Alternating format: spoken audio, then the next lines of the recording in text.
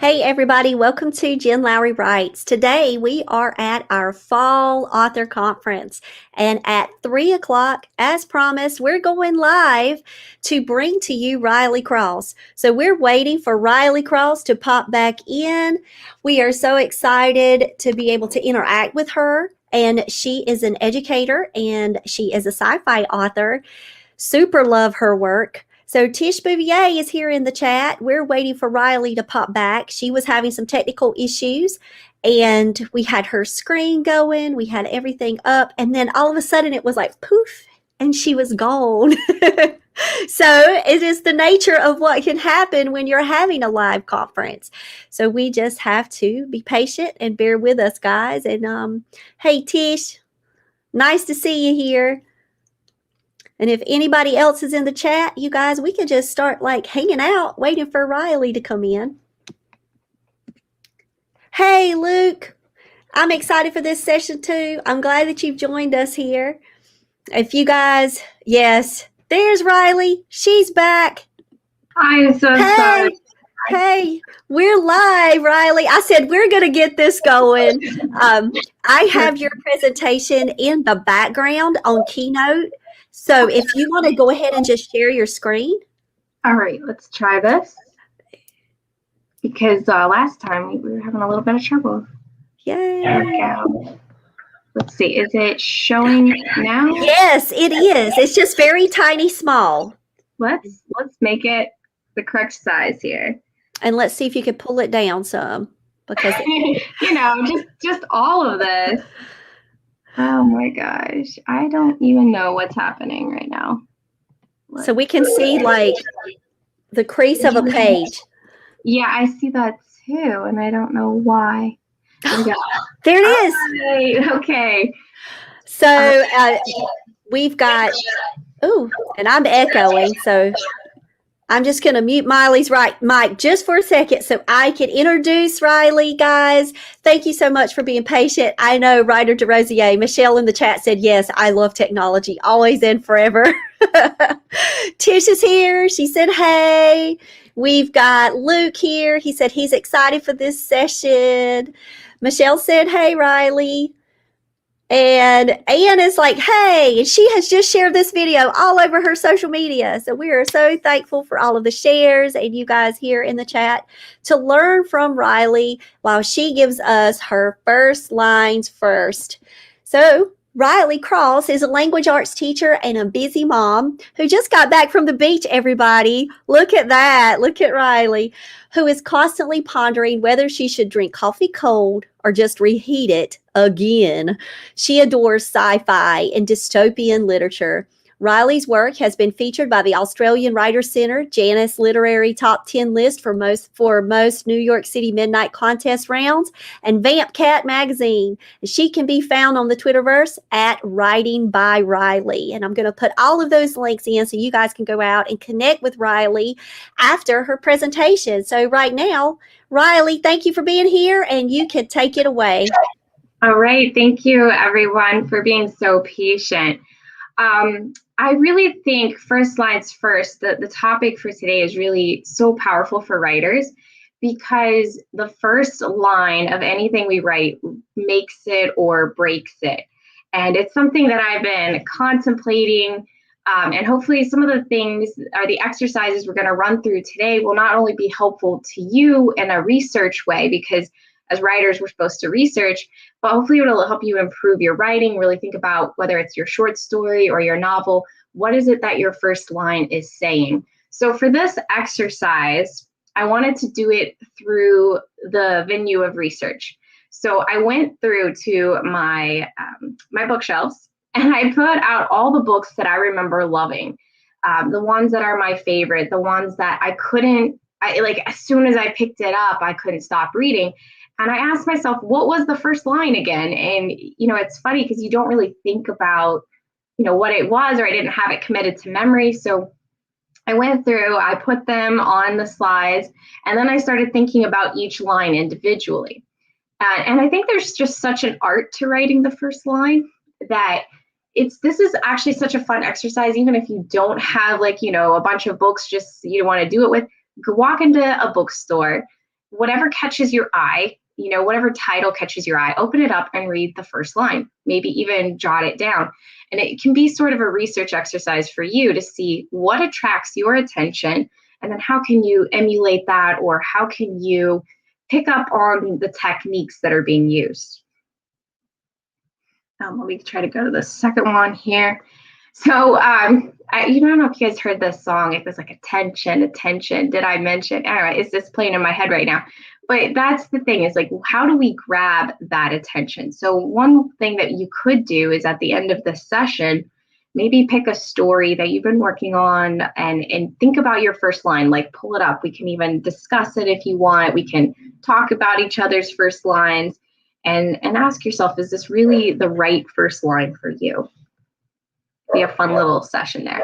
I'll try to send out this video link later, but it's like top lines from best-selling novels. But due to video constraints, we can't really show it. So this one, John C. Maxwell, reflective thinking turns experience into insight.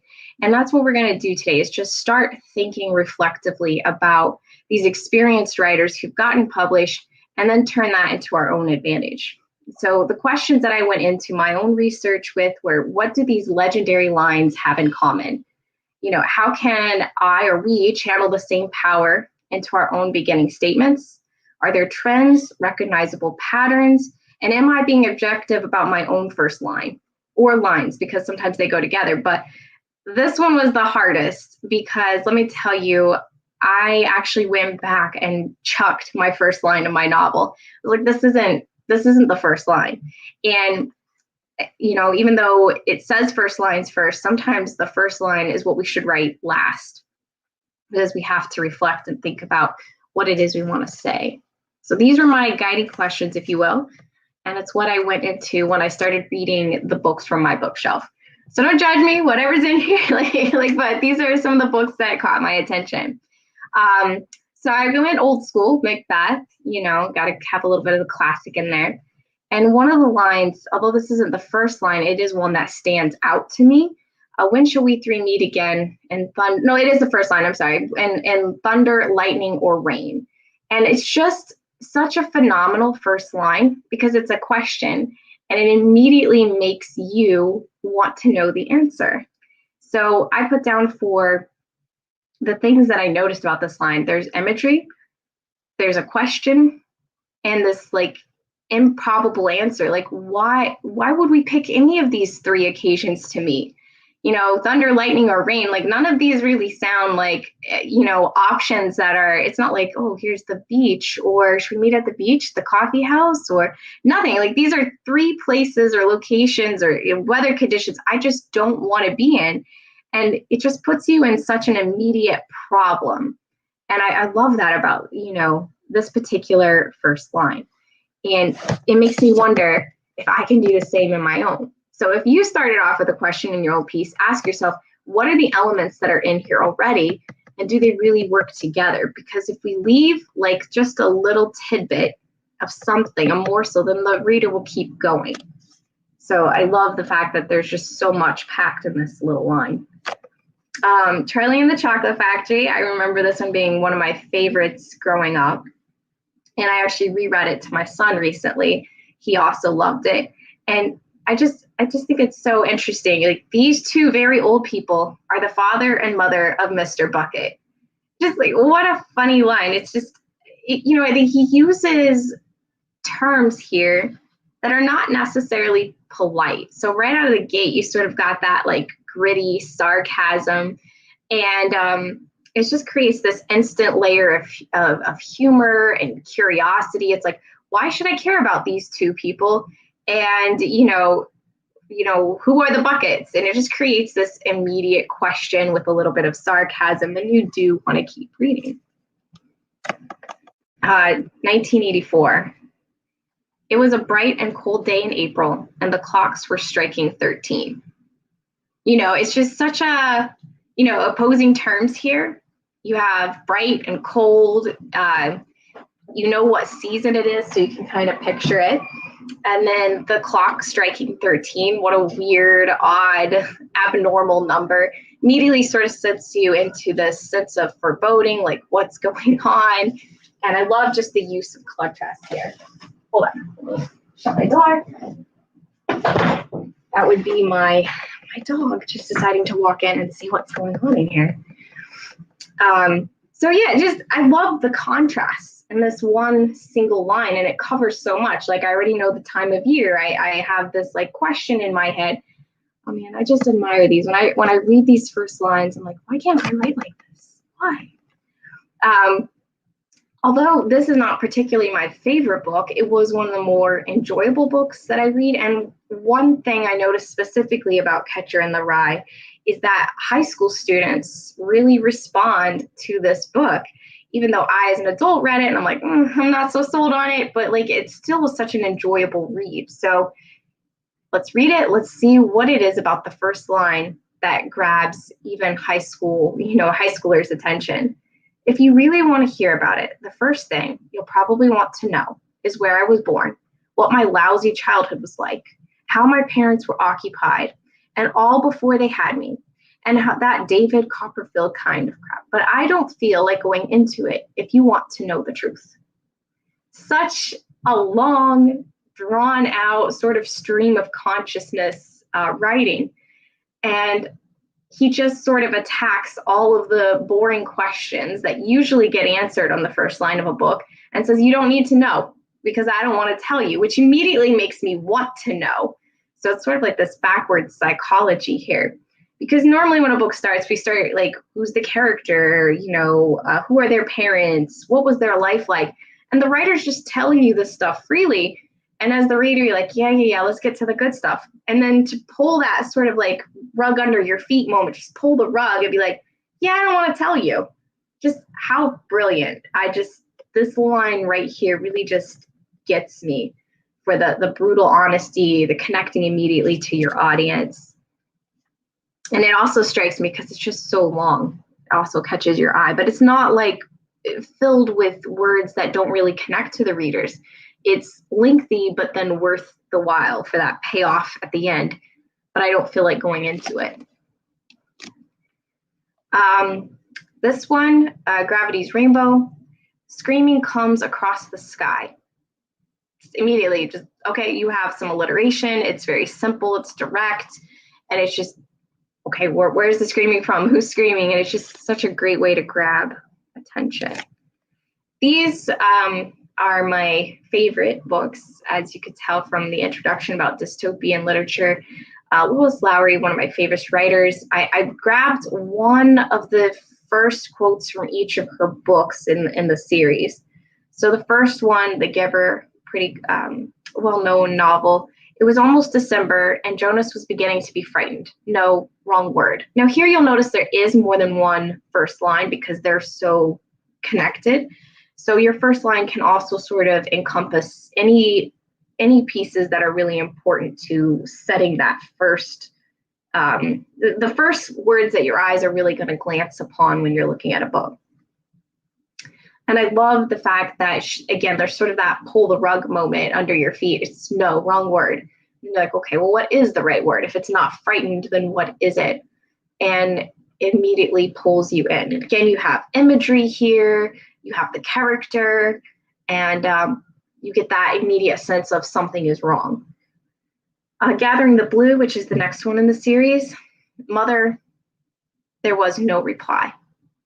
And that right there, it's like, okay, well, why isn't the mother, it seems like a call, it could be a call for help, it could be just a statement, but the fact that there is no answer immediately gives you that sense of foreboding. The next one, we have The Messenger.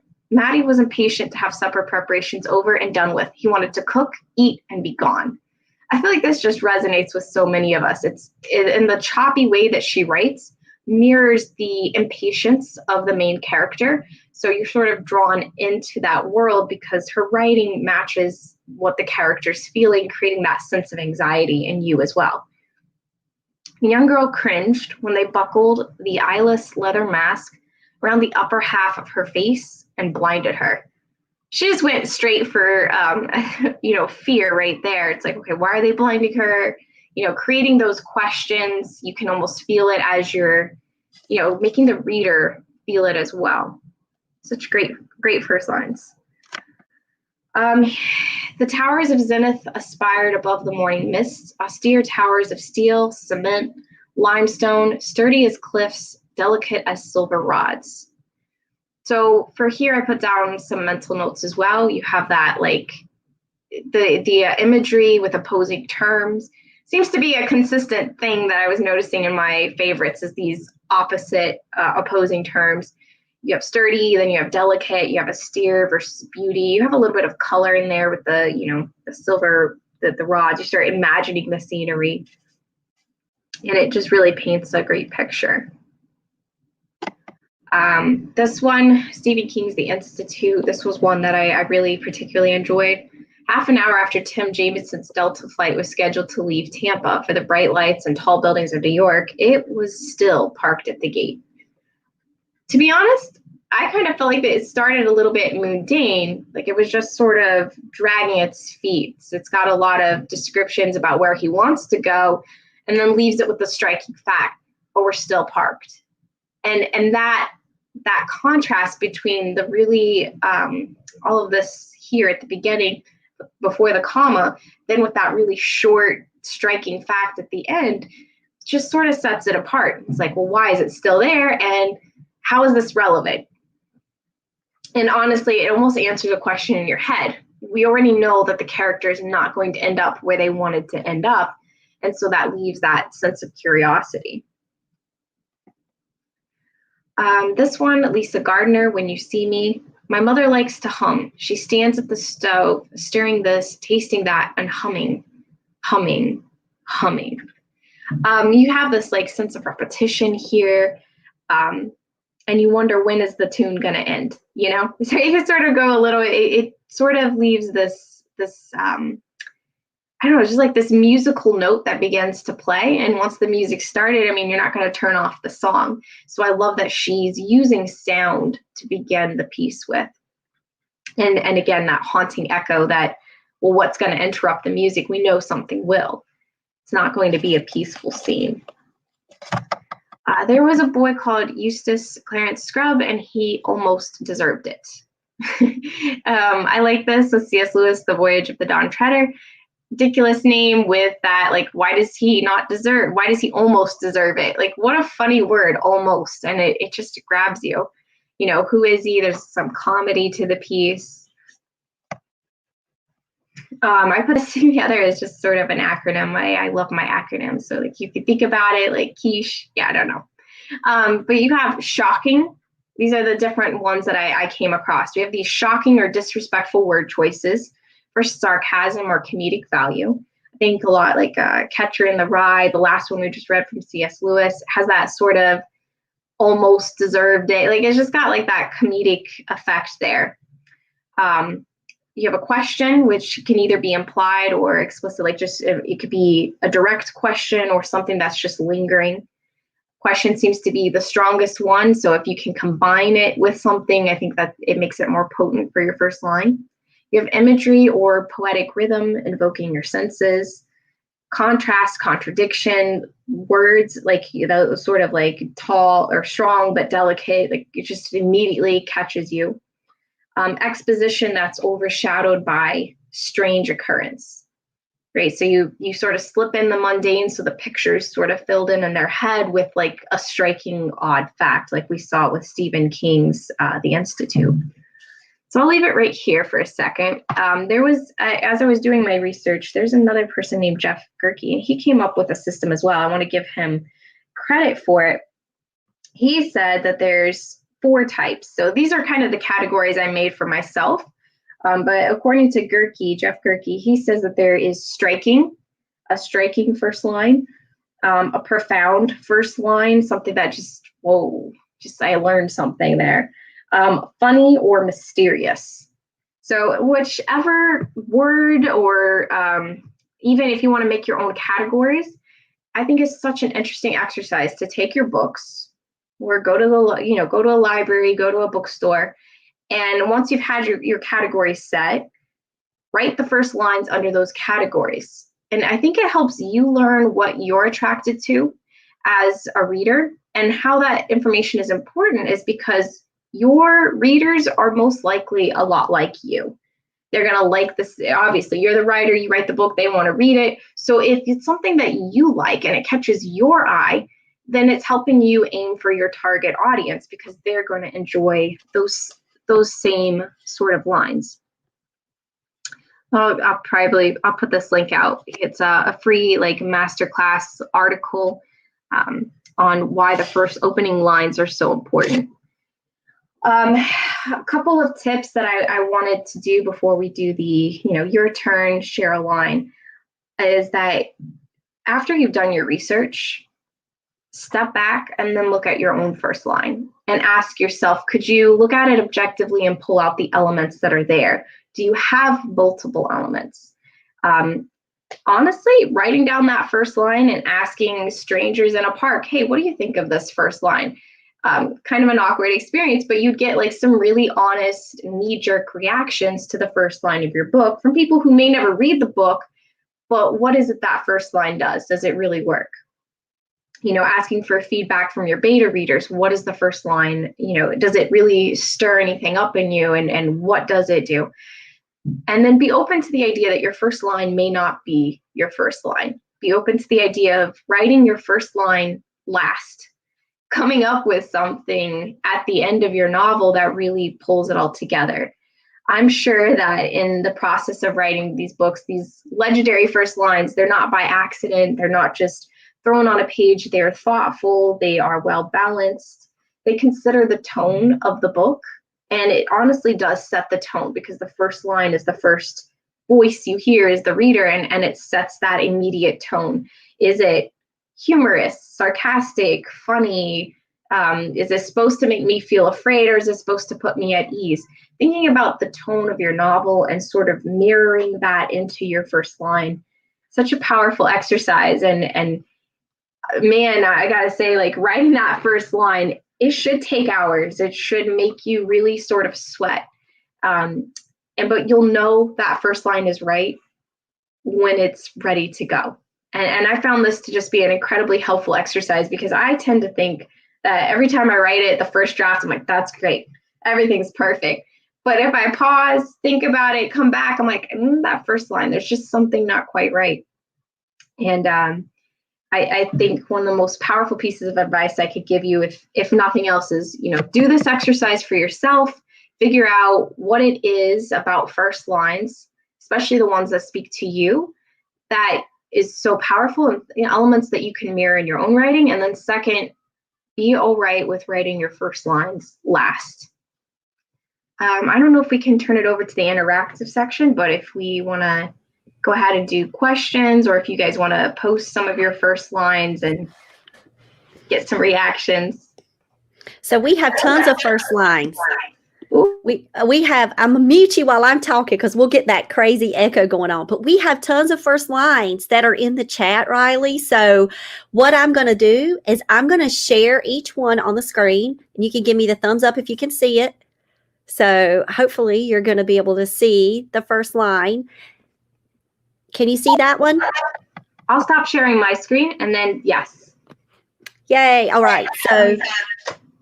So I'm going to share each one up, and then we're going to have you put on your teacher hat, and then we can be interactive and we can share out. So this is Luke's first line, and I'm going to now mute my mic.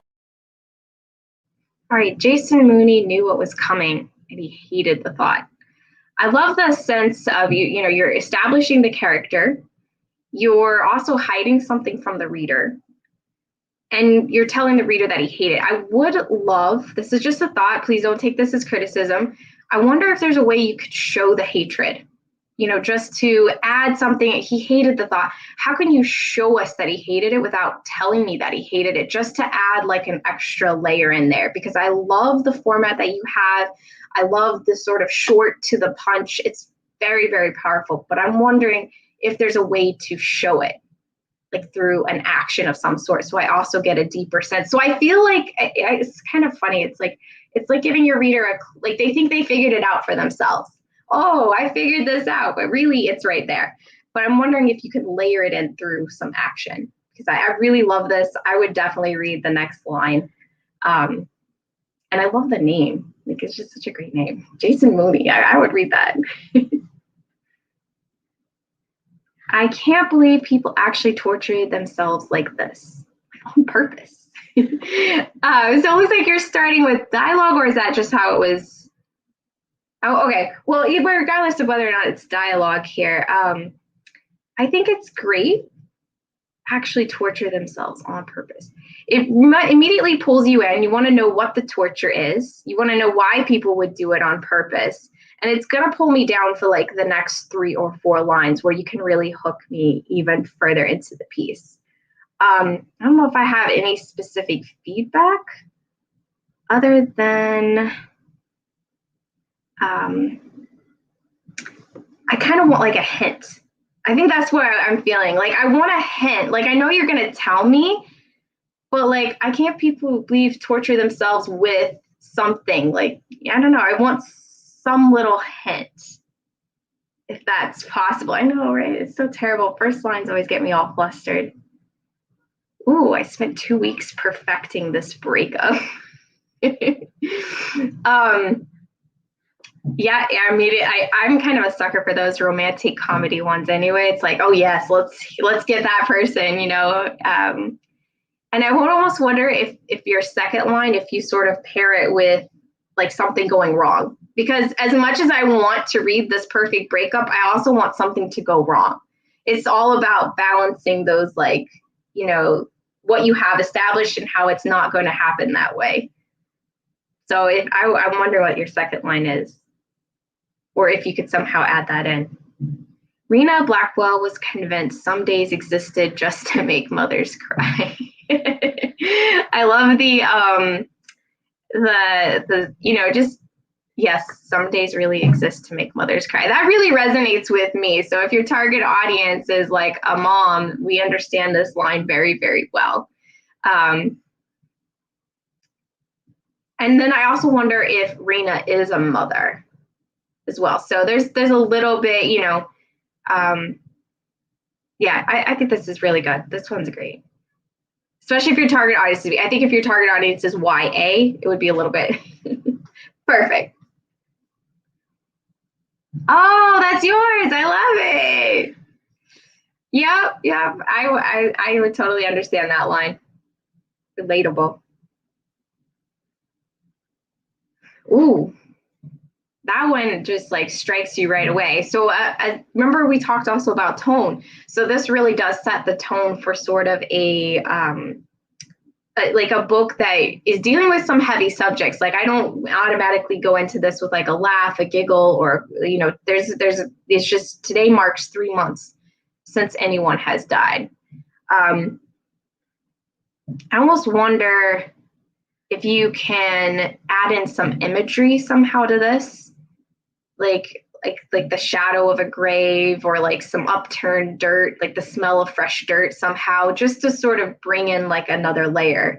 I know you don't want me to complicate it any further. Even if you can like put it in the next couple of lines, I think that would just be like a really nice touch.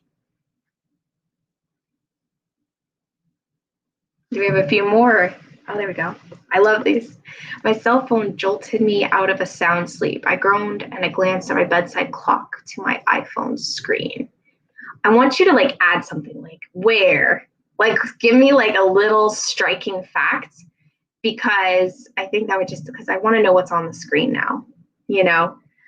Or if we can add in a question of some sort. Like, I want to know what's on her screen. I want to know if this is something that's going to make her jump out of bed. Like, what jolted her? Because for me, my cell phone does not jolt me out of bed anymore. That's just personally. I've gotten so used to it. So yeah, just adding in like even a layer of sound, like what was the sounds and what's on the screen. I think this is good.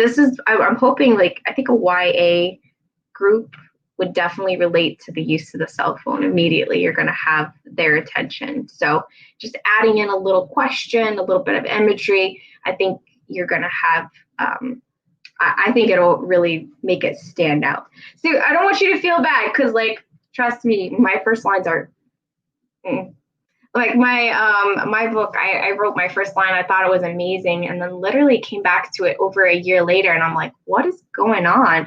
Like, it felt like I just started it off as a normal day, and then I went back to it, I'm like, no, it can't be a normal day. How do I change this in some way? I am Patience Delaware Averly Wickholm. It seems obvious to introduce who I am at the beginning of our meeting, but I'm sure somewhere you've heard my full name. Ooh. So that's a full name to begin with. So it's kind of an ironic, like, wait, what? How many more names does she have? Sort of a question. And you're kind of using a little bit of that Catcher in the Rye thing where it's like, it's obvious, like you're kind of almost poking fun at the fact that this is what we have to do at the beginning of a story.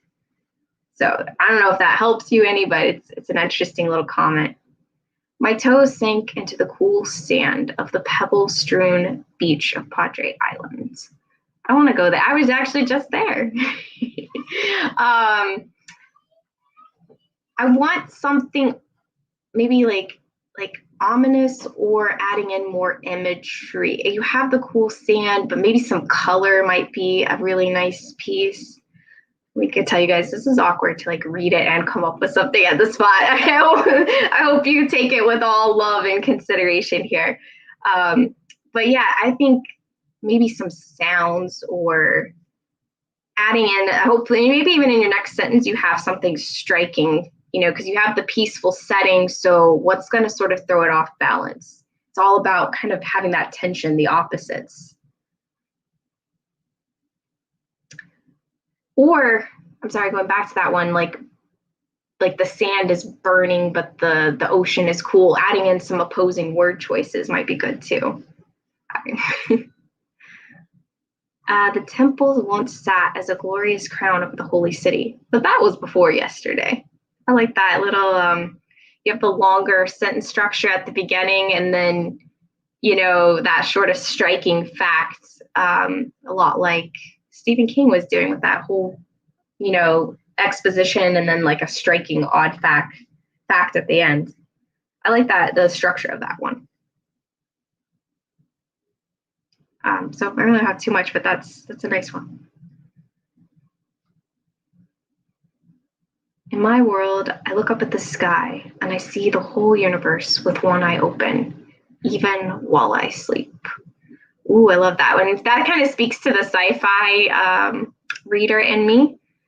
I'm wondering, in my world, like, is that her imagination or is that the real world? So you are layering in some questions. In whole universe, I'm wondering if you can even narrow it to like some stars, or just adding in like your reader is, you know, you see what the character is seeing, but I'm wondering if you can give us something like what's in the sky. It's really beautifully written. Sign me up, I'll read it. Slow down, stop pacing. She won't be gone long.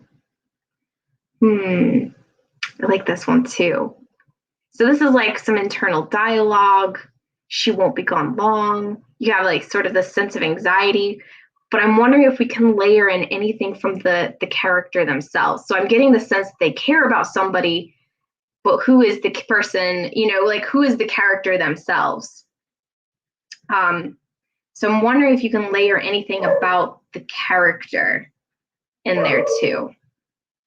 You know, just adding in like, who is this main character that I'm reading about? So I sort of have a face to go with it. Maybe even having that following it as like sort of like, then I can know that this person cares. But first I want to know who I am, who it is that I'm reading about. And then I'll start caring about who they care for, if that's a good tip. But I think it's really good. I like the pace, because you have like that heartbeat rhythm, like slow down, stop pacing. Like I can feel the anxiety in that line. And listen, it's a lot of bravery for you guys to share your first lines. Can I tell you, I wanted to say it was awkward for me on the spot, but at the same time, like I really loved and enjoyed reading them, and what treasures from your heart to be sharing them with us. It's such boldness. And as writers, we tend to just sort of hide, and we're like, no, you can't see it, it's not done yet. But like you have such bravery to share these jewels and to not be afraid to look at them again. I think that was something that was hard for me because I looked at the first lines and I was like, I don't like these. Even the other day, I pulled up a short story that I thought was like thebomb.com, and I'm like, no, there's something off about the line. And it's just that moment of honest reflection that makes us write an even better line. Not that there was anything wrong with what we had before, but I think it just forces us to dig a little deeper into the layers. But this is such an interesting experiment, I swear. It makes your trip to Barnes and Noble a lot cheaper because you're just looking at the first lines and you're putting the book back if you can. But all right, guys. I will say that another trick is you could go to First Look on Amazon, Riley, without having to leave your house. And so many books on Amazon will allow you to look at those first pages. And that would be a really great research tip. Like, I have taken down all of your keywords, the keywords off of your slide, the ones that you've referenced. So that way, when people are going back, they can also take notes from the chat, and we can as well, because I love your squishy, quiche acronym that you've got going on there. But I would love for you to tell me, like, where did you really just get this epiphany moment where, oh, this research matters, these first line matters? Talk to me about that, and I'm going to mute my mic, and then I've got a few more that I want to share. Honestly, where it came from is in my writing group kept saying that you need to research. A lot of the articles I was reading is like, you got to research. And as a mom with limited time, I'm like, when am I going to have time to read 10 books in my same genre? And then I wondered, could I just look at the first lines? And then I was also thinking about applying this first line concept, not just to the first line, but throughout the page. Can I leave several striking first lines intentionally? Because I'm in the editing stage of my books, so I'm going back and I'm thinking, now I'm less just throwing it all on the page and thinking about, okay, so if this is where, this is the middle of the page, can I leave another striking first line here? This is the end of the chapter. Can I leave another striking first line structure somewhere, just to kind of create these like hooks that keep you going throughout, exposition and throughout the narrative. So that's kind of where it came from. It's like, I need to do research, but I don't have a lot of time. But what is the structure of these sentences that really get their claws into you and keep you reading? And what I found too is not just looking within my genre.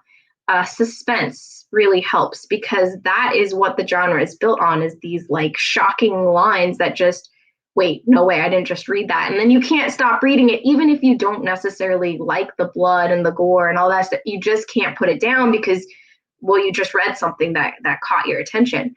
So while that genre is specifically full of those, I was just using it to see how I can insert a few of my own into the piece intentionally, but later. So when we talk about first lines, it has to be later because you don't have the time and the energy.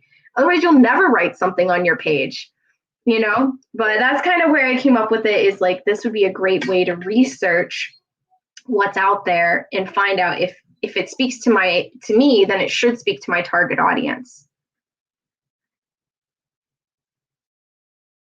All right. I love those tips, Riley. All right. We've got another one from Michelle DeRosier, and this is one of hers in a work in progress, and I can't wait to read this book. So I'm going to cut on mine. Jason hit the bag with a right cross, punishing it for his inability to sleep. I like that idea. Like, you sense his frustration, you wonder what's keeping him up at night. I would also wonder if you could do it without saying why he's punishing it. Like, let us sort of figure it out. Like, sort of, I don't know, like, I'm a big fan of like doing it through action somehow. So you have the right cross, but then you tell me why. I'm wondering if like we could have a little bit more of a hint, because I do love this. I like this. I can picture it immediately. I get a sense of where he's at, who he is, and there's also a question layered in here too. So I love the structure of this.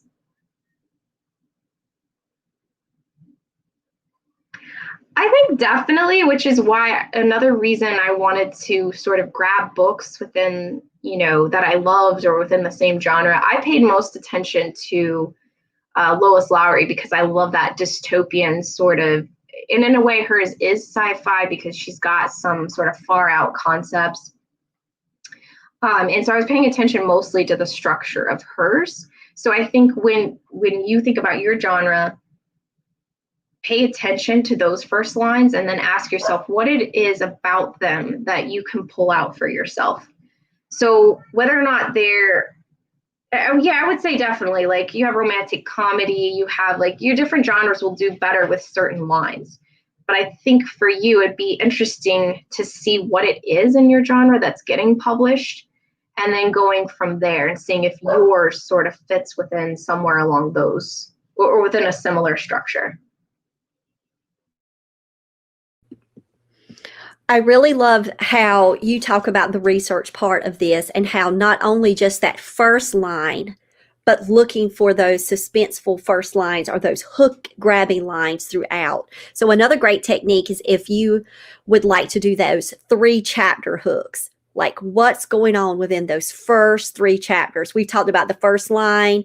Riley has talked about looking at just how authors intentionally and purposely place these lines in that are powerful lines, trying to extend that out in research in the first 3 chapters and noticing the pacing and when it is occurring can help you also with your craft, especially within your genre.